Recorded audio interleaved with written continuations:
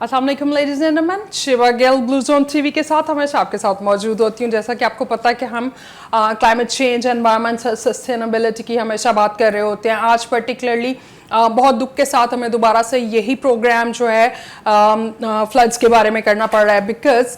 हम देख रहे हैं कि मानसून का सीज़न जो है वो स्टार्ट हो चुका है और फ्लड की जो तबाहियाँ हैं, डिस्ट्रक्टिव, मैसिव डिस्ट्रक्टिव,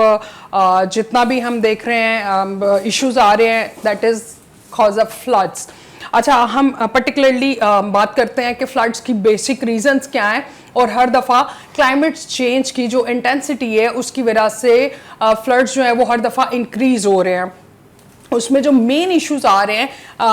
उनको एड्रेस करने की ज़रूरत है। और क्या हम 10 सालों से, हम पिछले 2 प्रोग्राम्स में भी और पिछले साल के प्रोग्राम्स में भी डिस्कस कर चुके हैं कि फ्लड्स इतने ज़्यादा जो क्लाइमेट में रैपिड चेंजेस आ रहे हैं उसकी वजह से जो फ्लड्स आ रहे हैं उसकी 2 मेजर इश्यूज हैं। एक तो ग्लोबल वार्मिंग है और दूसरा ग्लाइकल मेल्ट है। ग्लेशियर्स जो हैं वो बड़ी तेज़ी के साथ जब मेल्ट हो रहे होते हैं तो उनका जो वाटर प्रेशर आता है वो हमारे जो दरिया हैं वो हमेशा ऑलरेडी से फुल पाए जाते हैं,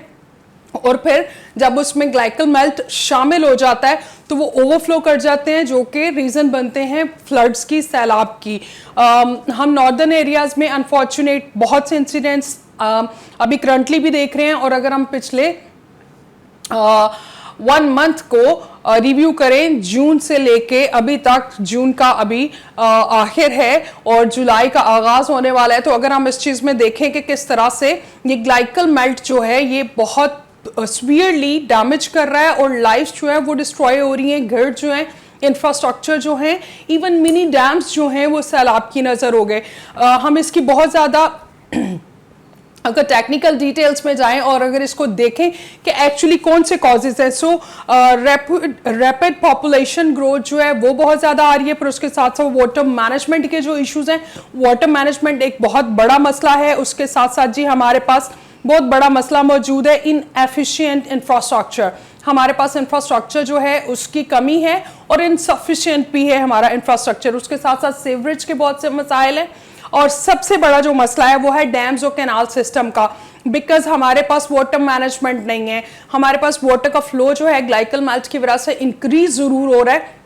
बस उस वाटर को मैनेज करना नहीं आ रहा, और हमें एकदम से बहुत सा इंफ्रास्ट्रक्चर जो है हमारे जैसे स्ट्रगलिंग इकोनॉमी के लिए उसको अरेंज करना और उसको मैनेज करना एक बहुत बड़ा चैलेंज है, बिकॉज उसके लिए बहुत बड़ी इन्वेस्टमेंट की ज़रूरत है। इंटरनेशनल बहुत से ऑर्गेनाइजेशंस हैं जो उसको आपको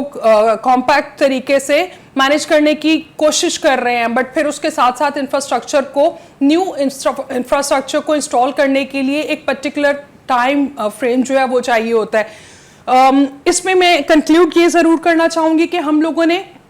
और गवर्नमेंट के हवाले से भी और हम लोगों ने भी अपनी रिस्पॉन्सिबिलिटी का सबूत किस तरह से देना है, बिकॉज हमें पता है कि जून के लास्ट में फ्लड सीजन शुरू हो जाता है मानसून के शुरू होते ही, और क्योंकि ह्यूमिडिटी जो है, सफोकेशन इतनी बढ़ गई होती है, और टेम्परेचर, क्लाइमेट का जो टेम्परेचर है वो इतना ज़्यादा बढ़ गया और क्लाइमेट चेंज इतना ज़्यादा है कि ग्लाइकल मेल्ट जो है वो ज़्यादा रैपिड हो जाते हैं, उनमें तेज़ी आ जाती है। जो ही मॉनसून शुरू होता है तो वो दोनों चीज़ें मिक्सअप होकर फ्लड्स का कॉज बनती हैं। हम अपने तौर पर रिस्पॉन्सिबल सिटीजन होते हुए क्या कर सकते हैं कि हम कोशिश कीजिए कि हम जुलाई अगस्त में, रादर मिड ऑफ जून के बाद से ट्रैवल मत कीजिए, बिकॉज नॉर्दर्न एरियाज बहुत ज़्यादा रेड अलर्ट पे हैं। और अगर हम देखें तो नेशनल जो NDMA है उन्होंने, और फिर उसके साथ साथ ग्लोफ ने इसकी रिपोर्ट्स जो हैं उसको शाया किया है, बट उनको शायद पब्लिक नहीं किया गया। इवन अनफॉर्चुनेटली हमारे जो गवर्नमेंट के इदारे हैं उनके पास वो रिपोर्ट्स जो कि पिछले 1-2 क्वार्टर्स में भेज दी गई हैं, उनको फॉलो भी करना मुनासिब नहीं समझा। यहाँ पे अनफॉर्चुनेटली गवर्नमेंट को भी जिम्मेदारी देनी पड़ेगी, बिकॉज हमारे पास जो नेशनल डिजास्टर मैनेजमेंट हैं उनकी और ग्लोफ की दोनों की रिपोर्ट्स मौजूद हैं कि उन्होंने वार्निंग इस चीज़ के बारे में पहले इशू कर दी थी, बस उस पर इम्प्लीमेंट नहीं किया गया, जो कि हमारे हुकूमती इदारों का काम था कि वो एरियाज जो हैं टूरिस्ट के लिए बंद कर दिए जाने चाहिए। ग्लेशियर्स के नज़दीक का जो एरिया उसको बंद कर देना बहुत ज़रूरी है। फिर उसके साथ साथ जी दरिया के करीब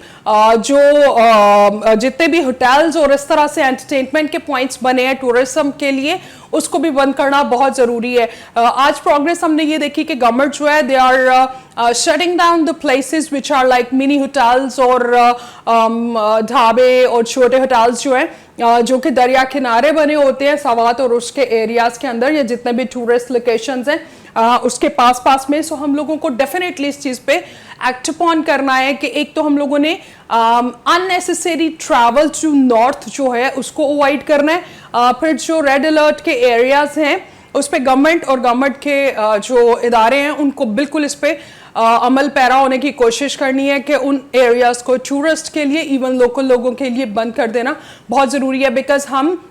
सवात, कलाम, हुंजा और इस तरह के बहुत से इलाके जो हैं उनके वाकयात और उस तरह के इंसिडेंट्स को रिपीट करने के मुतहम्मिल नहीं है। अपना बहुत सा ख्याल रखिए, स्टे केयरफुल और अपना और अपने पूरे मुल्क का ख्याल रखिए और प्लीज़ अपने फैमिलीज़ को इस किस्म के सानेहात से बचाने के लिए एक रिस्पॉन्सिबल सिटीजन होने का सबूत दीजिए।